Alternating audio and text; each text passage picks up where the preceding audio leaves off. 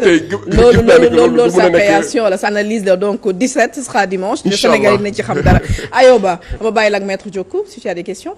non peut-être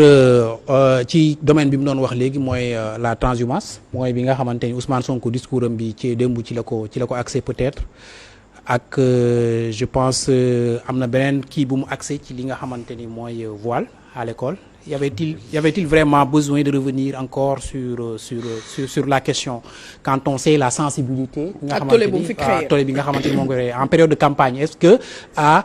une semaine de l'élection présidentielle c'est pas risqué quand même d'évoquer encore la question du voile à l'école? Je vais laisser aux politologues de parler du personnage Ousmane Sonko nit bu dul daw coow. nee nañ coow moo koy dundal. te ku nga xamante ne lu mu war a wax ak quel que soit le prix. muy ñàkk wala muy am ndam dina ko wax gis nga la question du voile man suivre naa ko en France les plus grands arrêts du Conseil d'État français sont faits sur le voile et les Français bu ñu amee problème yu mel noonu dañ koy yóbbu au niveau du tribunal administratif pour ñu trancher ko mu jur nag ay coow yu métti mu am les clans anti-voile et les clans voile et que y a quand même une communauté qui considère même en France qu'elle est exclue même du débat public que femme mënul dem liggéey avec une voile il y a des gens qui sont licenciés comme dans leur emploi de travail parce que dañoo toll voile en France am na ñu nga xam ne mënuñu dem à part l'université dans les écoles xale ñu ngi leen di génne il y a même des enfants qui ont du mal même pour faire le ramadan les footballeurs parfois ils sont stigmatisés on a vécu le cas de nos joueurs internationaux à Paris en France qui ont eu des problèmes pareils. Donc mais Sénégal ñun on n'a jamais eu c'est un problème français ñun on n'a jamais eu ce problème. lu tax ñu koy mettre du ko def c'est une question accessoire. parce que dafa am benn candidat qui pense que moom catholique la que moom war na mën a am la voix des électeurs catholiques en partant pour yàkkal der Ousmane Sonko moo tax mu clarifier loolu mu ne leen Sénégal nag dañoo am ay loi am suñu règlement et que les écoles qu'on dit catholiques ce sont pas les écoles catholiques parce que jàngaluñu foofu di catéchisme même quand on dit des écoles franco-musulmans jàngaluñu foo diine comme ni ñu ko mais suñu programme officiel la ñu fay jàngale donc xale bu fa dem bu fekkee ne yaa ngi respecter les règlements intérieurs de l'école par exemple bu ñu ne demal def éducation physique mënoo ne parce que damaa voilé wu que du ma dem école ñun ñëpp à l'école dañuy bokk banc ak jigéen te loolu kenn musuma gis benn élève bi même bu fekkee ne yaa fi gën a nekk le plus grand comment je peux expliquer la ku gëm diine voilà radical mais da ngay bokk ban ak jigéen te loolu musul déranger nit mais su fekkee ne étudiante ñëw na benn élève ñëw na école ak voile mu am diineem te loolu def na activité sportive yàqul climat du groupe mais lu tax ñu koy tere dugg dans un. mais nous on a ce qui man ma ci jaaxal mooy on a jamais eu ce problème au Sénégal. c'est des problèmes yoo xam ne dañu ko bëgg a importer indi ko fii Sénégal on n'a jamais eu ce problème. mais il faut pas qu'on pense que les écoles catholiques c'est une question liée à la religion non. non du tout loolu on n'enseigne pas la religion dans les écoles. mu gëm ni que diine musulman ak diine catholique moo yem ci Sénégal. képp ku respecter nos lois et règlements du pays waroo mën a am problème ak kenn mais kenn pour nga xamante aussi peut-être da nga ñëw avec les lobbying d'un pays étranger parce que éducation nationale war nañu ko fooy du France wala Turquie par rapport am na yeneen écoles aussi qui sont sous l'influence des pays musulmans. du ñoom ñoo ñu war a aussi jox ñu lu ñu war a jàngal suñuy doom. donc le contenu du programme la manière d'éduquer nos enfants Sénégal moo ko war a définir. ci ay anam yu mu ko bëggee. te loolu gëm naa ni que le ministre de l'éducation nationale mu ngi ci def liggéey bu am solo muy Guirassy ma koy nuyu au passage. et je pense que le premier ministre avait simplement voulu que Sénégalais yi xam ne au Sénégal mën nga nekk musulman mën nga nekk catholique mais. tant que yaa ngi respecter les lois de la République doo am problème ça s'est toujours passé comme ça et donc j'espère que dina continuer du mel noonu mais il fallait qu'on touche le problème et que une bonne fois pour toutes que la question soit résolue. D'accord Ayoba les déclarations de Adama Faye frère de l'ancienne première dame buy accuser l'ancien premier ministre ak l'ancien président donc est-ce que instant yi nii yaa ngi wax sànq le procureur dafa war a génne saisir pour dans le dossier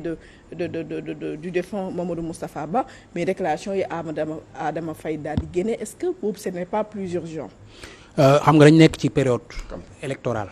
nekk ci période campagne politiciens yi Adama Faye dafa jiite dafa naa liste boo xamante ni moom moo nekk ci élection législative yi di wax donc ci période bi nga xamante ni ci lañ nekk nii lépp lu mu wax rek da nga koy jëlee dans le cadre de la propagande électorale campagne électorale et cetera. kon ci registre boobu nga ko def ci registre scandale financier yu mu fa wax procureur tey jii bu ko waroon a mën a ñëw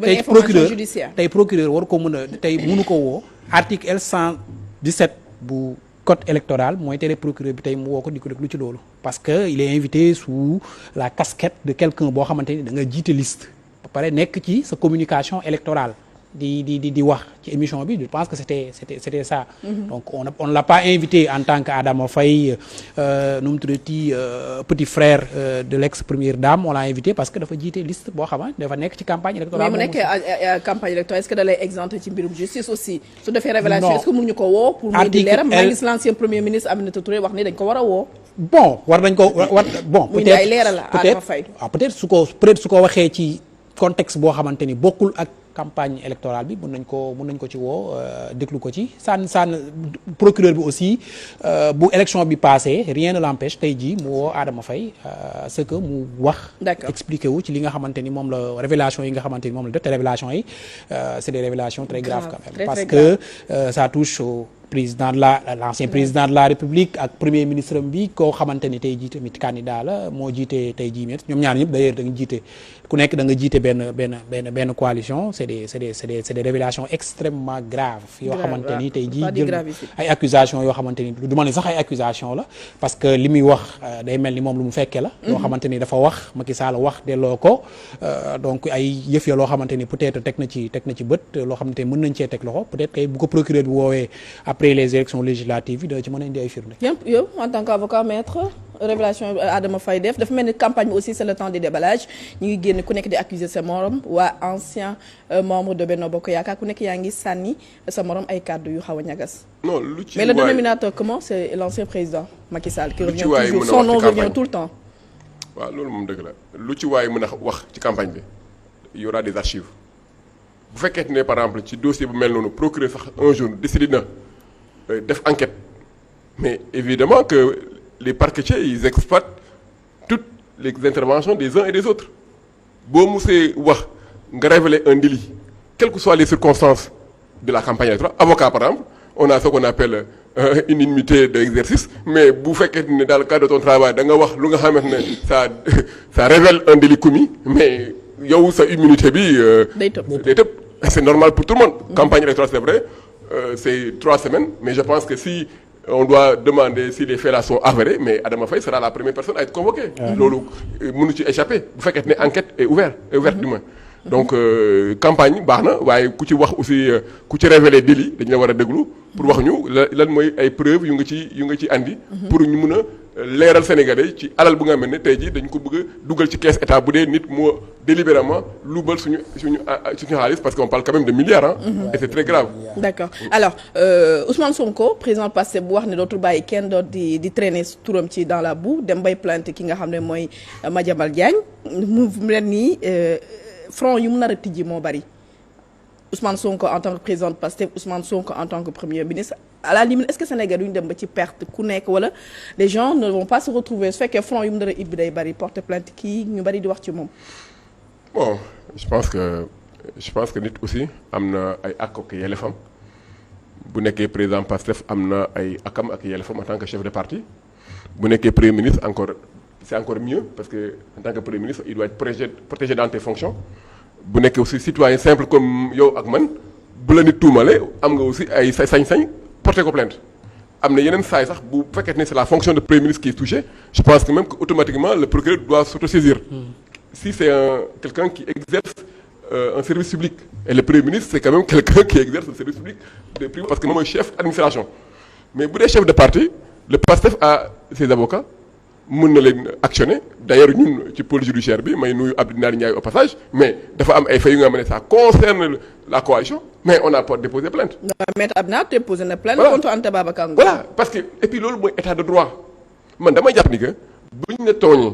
au lieu ngay jël presse bi di ci wax chaque jour matin et soir comme ni ñuy waxee porter presse mais porter presse mënu régler problème nit bu ñu ko tuumalee dañu war a yóbbu man loolu laay wax toujours ay nit bu la nit tooñee. nekk fii simplement di wax ci presse demal bind sa plainte soxla sa avocat nga bind sa plainte nga dem déposer ko au niveau du parquet ou nga dem ci commission benn commissariat. ñu defal la déposition après nga bu ñu la convoqué xayrul nga def suivi. loolu mooy tax ba Sénégal ñu bàyyi aussi di waxantu dem plateau di wax lu rëy pour am les gros titres le lendemain man de du ma wax lu nga mel ne wóoruma leeruma moo tax en général je reste sur les principes mais ku fa nga ko xamante ne jël nga risque. pour am les gros titres ou être suivi am du buzz nga wax ci premier ministre Ousmane Sonko parce qu'il fait vendre la une des presses et qu'il fait le buzz de tout le monde ku bëgg siiw foog attaquer Ousmane Sonko mais bu subaa bu la porter plainte bul daw dans les brancards pour naan mu ngi may jaay doole parce que mooy jël pouvoir bi te yow xamoon nga dëmb moom ba mu nekkoon opposition mayoo ko benn battement. d'accord aywa bu fekkee Ousmane Sonko nu mu ko waxee mën na nekk du bàyyi kenn traîner son nom dans la boue donc est-ce que xalaatoo ne aussi am na ñoo xamante ne ces détracteurs duñ ko utiliser pour se faire un nom di ko attaquer xam ne y aura des plaintes derrière est-ce que c'est la bonne stratégie à